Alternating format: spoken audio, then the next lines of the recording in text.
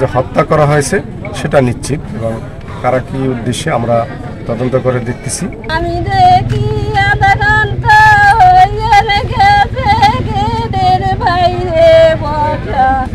কালকে রাত্রে আমি বাবার কাছে ফোন দিয়েছি, তাই মাগরিবে শেষ হলো, সে আওয়াবির নামাজ পড়ে তারপর আসে। এমনি ফোন দিও না, বাবা মসজিদে নামাজ পড়ে, তারপর আর ফোন ধরে টানে, মনে হয় বাবা অসুস্থ, ফোন দেয় না, এবং শরীর দুর্বল লাগে। তারপরে টাকাও ছিল না, কদিন তো আবার নেটের সমস্যা ছিল।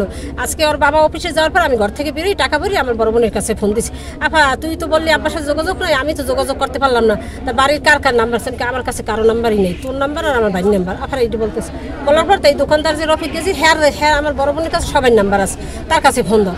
হে ফোন দিয়ে রফিক গেজির কাছে পাইছে, আর তুমি জিজ্ঞাসা আব্বাই কি নামাজ পড়ে না? আব্বাই 5 ওয়াক্ত নামাজ সে মসজিদে পড়ে, এবং ওই মসজিদে সে 5 কাঠা জায়গাও দিছে। তারপর সে বলছে না আমি দেখিনি, 3 দিন ধরে আমি দেখিনি তার নামাজ পড়তে। এই তো সন্দেহ হয়েছে।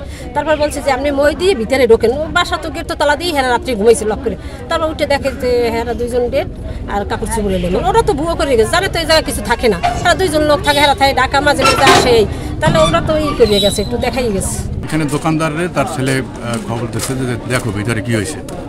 এরপরে উনি ঢুকে দেখছে যে মারা গেছে। এরপরে আমার খবর দেওয়ার পর আমি ঢুকে দেখছি যে দুজনই মারা গেছে, একজন খাটের উপর, একজন নিচে পড়া, আর ঘরে এলো।